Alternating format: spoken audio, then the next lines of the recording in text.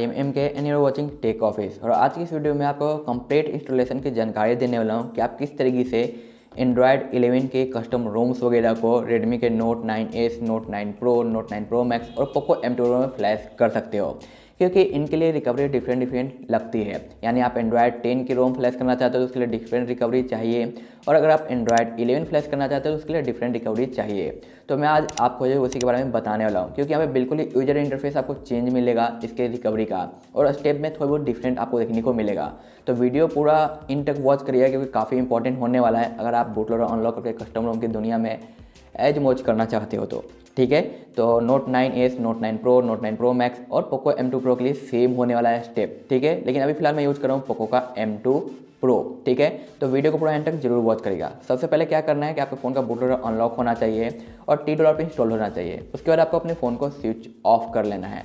Switch off हो जाने के बाद आपको क्या करना है कि अपने फ़ोन के पावर बटन और वॉल्यूम अप को लॉन्ग प्रेस करना है ताकि आपका फ़ोन वाइब्रेट करे, और जैसे ही वाइब्रेट करता है आपको अपने पावर बटन को लीव करना है, लेकिन वॉल्यूम अप को लॉन्ग प्रेस किए रखना है ताकि आपकी रिकवरी ओपन हो सके।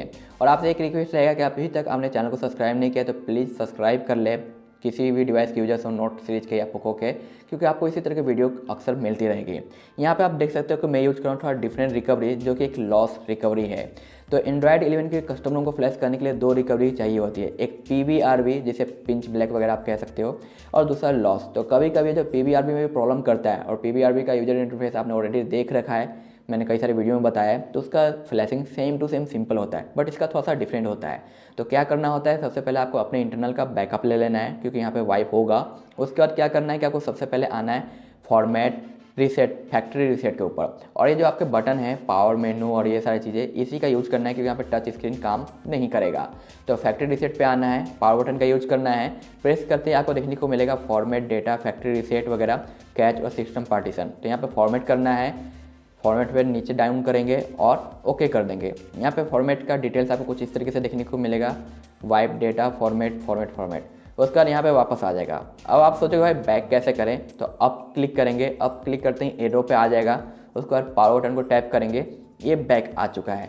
अब हमें रोम फ्लैश करना है एंड्रॉयड 11 का। ठीक है, सिर्फ और सिर्फ एंड्रॉयड 11 की रोम फ्लैश होगी यहाँ से। तो आपको जाना है यहाँ पे अप्लाई अपडेट के ऊपर, उसके बाद पावर बटन को प्रेस करना है। अब यहाँ आएगा अप्लाई फ्रॉम ADB, यानी कंप्यूटर के थ्रू आप फ्लैश कर सकते हो, बट ईजी है हमारे SD कार्ड का। तो चूज फ्रॉम SD कार्ड 1 और सिलेक्ट करेंगे और ओके क्लिक कर देंगे, यानी हमारा पावर बटन। आपके फ़ोन के अंदर SD कार्ड होना चाहिए तब ये काम करेगा। अब यहाँ से डाउन करके आपको एंड्रॉयड 11 के कस्टम रोम को ब्राउज करना है। ठीक है, तो यहाँ पे एंड्रॉयड 11 का मेरे पास 2 रोम है अभी फिलहाल, लेकिन मैं आपको LineageOS फ्लैश करके दिखा रहा हूँ, क्योंकि यहाँ पे गैप्स इंक्लूड नहीं रहता है। तो आपको गैप्स भी फ्लैश करना पड़ेगा, और कोई ऐसा रोम है जहाँ पे गैप्स इंक्लूड रहता है, जैसे लाइक पिक्सल टाइप रोम, तो उसमें आपको गैप्स नहीं ज़रूरत पड़ती है।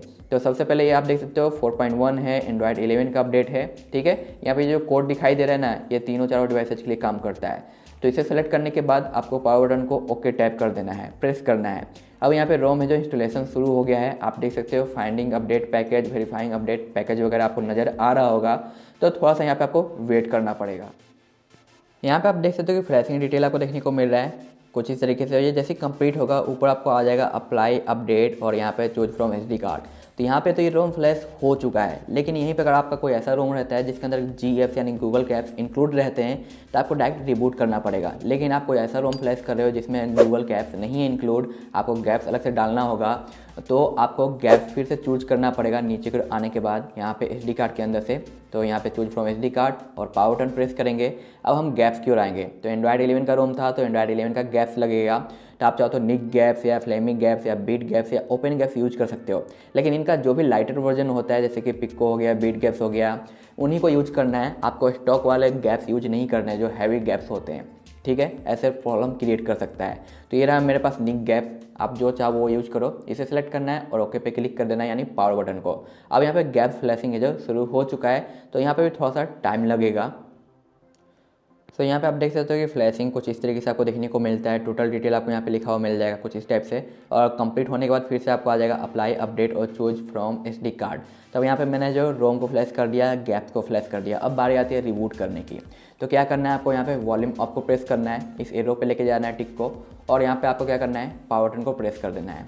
यहाँ पे बैक आ जाएगा। अब यहाँ पे आ गया रिबूट सिस्टम नाउ। ओके, आप चाहो तो डेटा क्लीन भी कर सकते हो, लेकिन विदाउट डेटा क्लीन के भी आप रिबूट कर सकते हो। तो यहाँ पे रिबूट सिस्टम कर देंगे, थोड़ा सा टाइम लगेगा फ़ोन के ऑन होने में।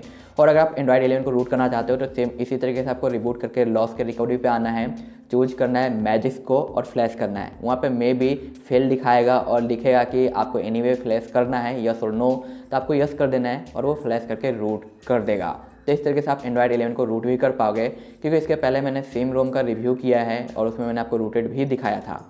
तो यहाँ पे आप देख सकते हो बूटिंग लोगो आ चुका है LineageOS का। आप पिक्सल यूज करोगे तो पिक्सल का आएगा, गूगल का कोई रोम यूज करोगे तो उसका लोगो कुछ इस तरीके से आएगा।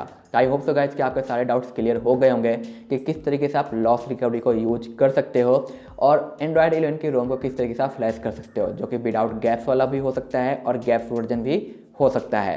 तो अगर आज की वीडियो आपको पसंद आई है तो रिक्वेस्ट इतना ही रहता है कि लाइक करें भाई और शेयर करें अपने व्हाट्सएप, ट्विटर, फेसबुक पे, ताकि हमें भी थोड़ा बहुत सपोर्ट मिल सके और मैं इसी तरह के वीडियोज आपके लिए लेके आता रहूं। और नए हैं ना तो चैनल को सब्सक्राइब करके बेल आइकन को ऑल पे सेट जरूर करें, ताकि आपको अपडेट का नोटिफिकेशन मिल सके और आप हैंड टू हैंड उसी रोम का बेनिफिट है जो ले पाओ और अपने फ़ोन को यूज करते हुए अप टू डेट भी है जो रह पाओ। तो आज के लिए इतना ही गाइज, मिलते हैं नेक्स्ट वीडियो में, बाय बाय।